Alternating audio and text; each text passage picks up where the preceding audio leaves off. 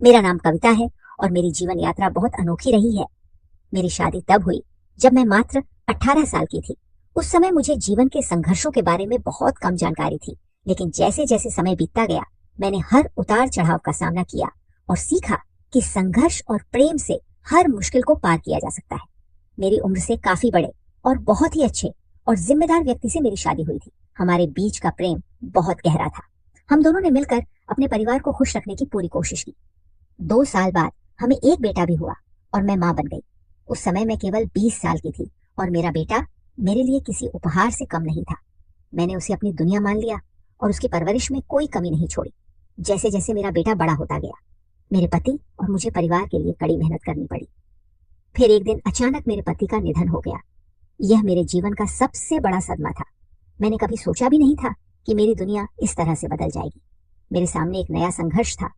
अब मुझे अपने बेटे के साथ जीवन बिताना था, लेकिन उसे जिम्मेदारी का कोई अनुभव नहीं था।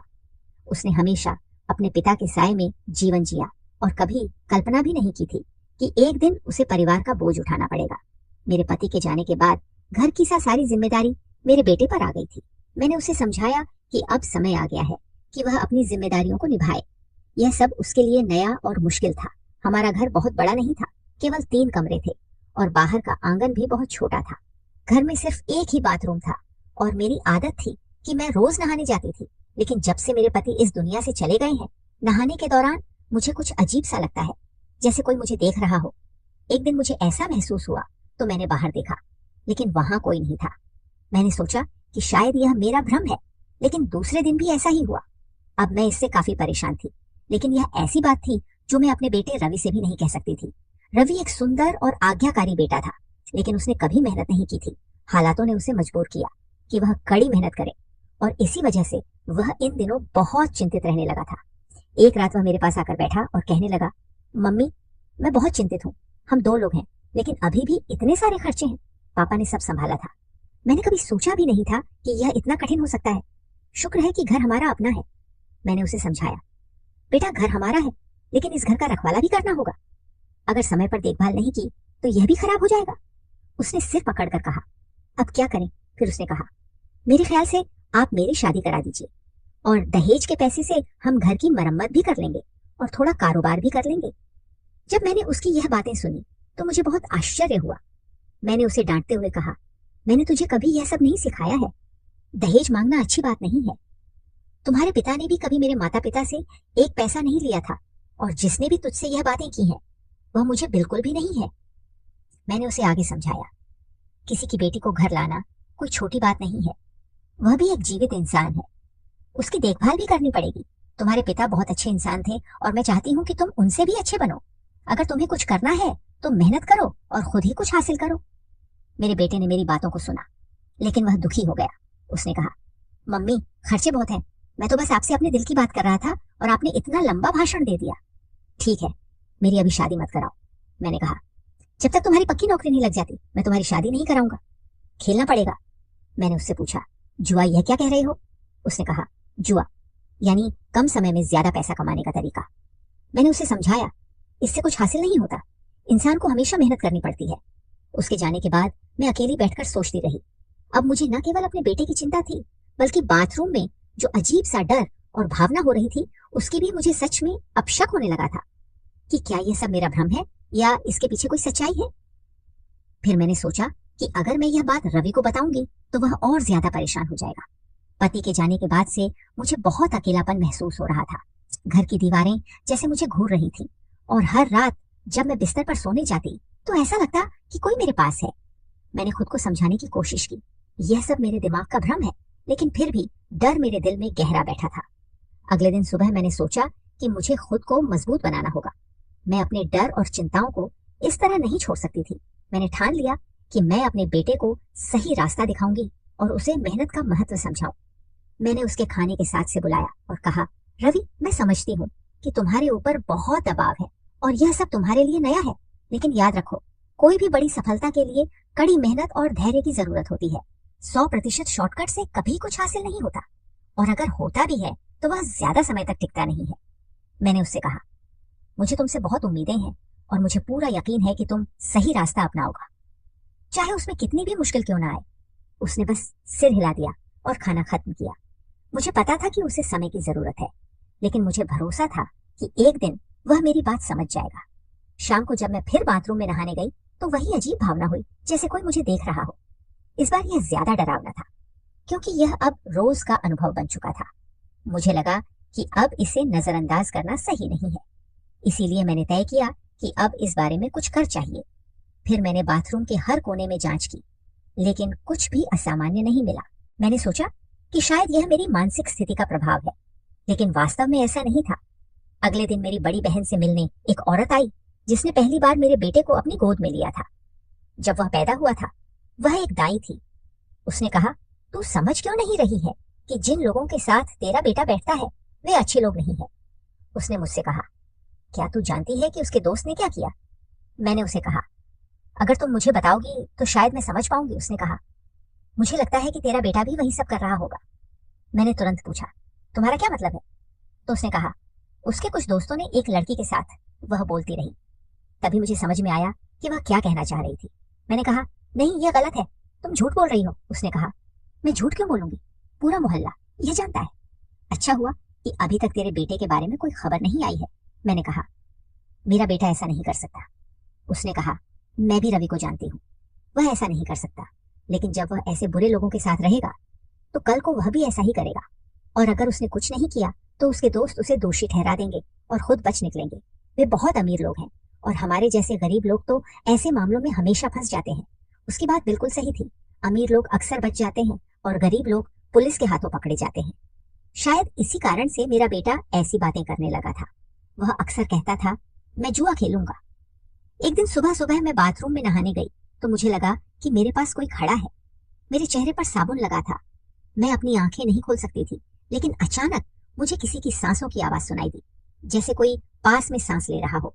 मैं डर गई और जल्दी से कपड़े पहनकर बाहर आई। बाहर आकर मैंने देखा कि सामने मेरा बेटा खड़ा था। उसकी हालत देखकर ऐसा लग रहा था कि वह भाग कर आया हो। मैंने उससे लगातार पूछा, क्या हुआ? उसने कहा, मम्मी, तुम परेशान लग रही हो। मैंने उसकी तरफ देखा और कहा, तुम मुझसे ज्यादा परे लग रहे हो। क्या हुआ? उसने कहा, ऐसा कुछ नहीं हुआ है, तुम ही बताओ क्या हुआ। मैं उसे क्या बताती? मैंने उससे पूछा, जब तू बाहर से आया था तो क्या तूने यहाँ से किसी को जाते हुए देखा? उसने आश्चर्य से पूछा, इसका क्या मतलब है? अगर घर में कोई होता तो मैं उसे जिंदा नहीं छोड़ता। मैंने उसे शांत किया और कहा, पहले पूरी बात तो सुन। मैंने उसे सब कुछ बताने की कोशिश की, लेकिन मैं शर्म महसूस कर रही थी। उसने कहा, मैं अभी अभी बाहर से आया हूँ और यहाँ कोई नहीं था। अगर होता तो गली में आसपास कोई दिखता। मैं सोचने लगी कि अगर कोई नहीं था तो मुझे ऐसा अनुभव क्यों हुआ। ये क्या था? वह इतनी जल्दी भाग नहीं सकता था। फिर कुछ दिनों बाद ऐसा ही एक और वाकया हुआ। जब मैं बाथरूम से बाहर आई तो मेरा बेटा फिर से वहीं खड़ा था। ये हमारे लिए बहुत ही अजीब स्थिति थी। मुझे क्यों ऐसा लगता था कि कोई मुझे देख रहा है, और फिर जैसे ही मैं बाहर आती, मेरा बेटा हमेशा मेरे सामने खड़ा होता था। हमारे घर में मेरे बेटे के अलावा कोई और नहीं था। क्या ये मेरा बेटा कर सकता है? एक दिन मेरी पड़ोसन आई और उसने कहा कि उसकी 20 साल की बेटी का वीडियो वायरल हो गया है। मैंने पूछा, कैसा वीडियो?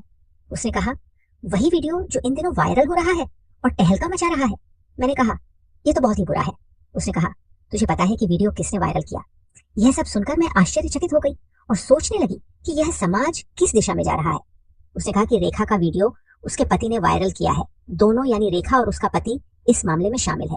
उसने यह वीडियो लाखों रुपयों में बेचा है। वह कहता है कि कुछ दिनों बाद लोग इसे भूल जाएंगे और जब कोई पूछेगा तो कहेगा कि वह वीडियो फर्जी था। मैंने आश्चर्य से पूछा, तुझे यह बात कैसे पता चली?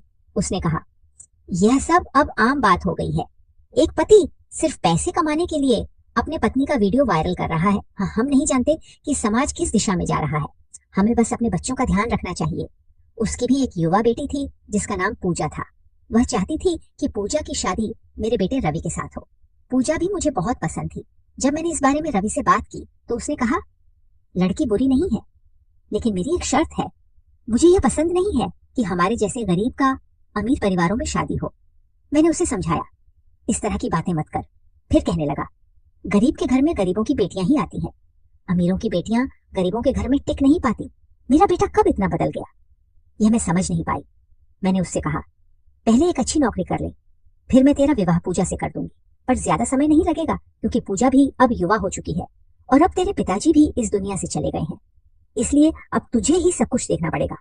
तब उसने कहा, मुझे कोई नौकरी नहीं मिल रही है, लेकिन मुझे एक काम मिला है जिसमें बहुत पैसे हैं, पर काम थोड़ा गलत है। मैंने उससे पूछा, गलत मतलब क्या है? ऐसा क्या काम है? और तू क्यों कह रहा है कि थोड़ा गलत है? गलत तो गलत होता है, थोड़ा गलत क्या होता है? मेरे बेटे ने कहा, मम्मी अगर मैं तुम्हें बताऊं तो तुम्हें अफसोस होगा। ऐसा कुछ नहीं है, मैं तुम्हें बाद में बताऊंगा। यह कहकर वह चला गया, पर मैं सोचने लगी कि यह गलत रास्ते पर जा रहा है। उस रात सोने की कोशिश की, पर बेचैनी हो रही थी। रवि की बातों ने मेरे अंदर एक अजीब सा डर पैदा कर दिया था। रवि ही मेरा एकमात्र सहारा था, और अब मुझे उसकी चिंता होने लगी थी। मैंने उसे बहुत प्यार से पाला था, उसे सिखाया था कि जीवन में सफलता ईमानदारी और मेहनत से ही मिलती है। पर अब ऐसा लगने लगा था कि वह मेरे शब्दों को भूलकर गलत रास्ते पर चलने लगा है। मेरे पति के जाने के बाद मैंने खुद को बहुत मजबूत बनाया था, पर अब रवि के बारे में सोचकर मेरा दिल कमजोर पड़ने लगा। क्या मैं रवि को सही रास्ते पर ला पाऊंगी? मेरे मन में बस यही सवाल घूमने लगा था, जब से मुझे पता चला कि रेखा के पति ने उसका वीडियो वायरल किया था। ये बात सुनकर मेरे दिल में एक अजीब सी अड़चन आई, और फिर मैंने सोचा कि मेरे साथ भी कोई ऐसा कर सकता है। कोई मुझे बार बार देख रहा है और मेरा वीडियो बना रहा है, और मुझे इसका पता भी नहीं।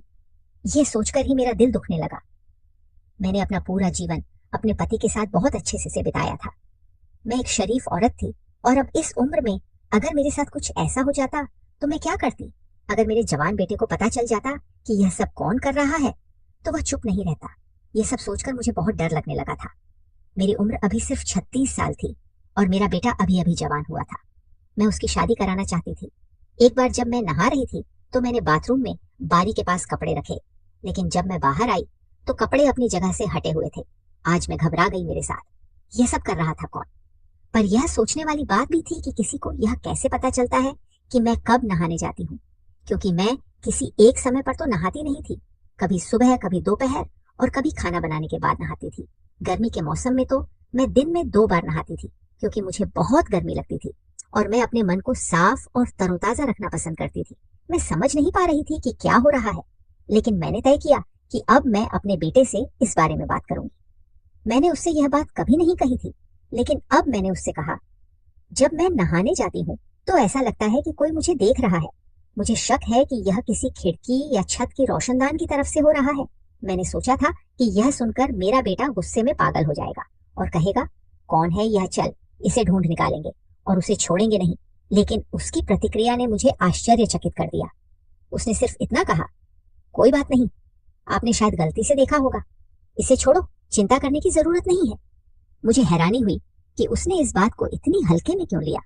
मुझे उससे बिल्कुल भी ऐसी प्रतिक्रिया की उम्मीद नहीं थी, क्योंकि वह अक्सर गुस्से वाला था, और जब उसकी माँ की बात आती तो वह और भी ज्यादा गुस्से में आ जाता था। लेकिन इस बार वह बिल्कुल परेशान नहीं हुआ।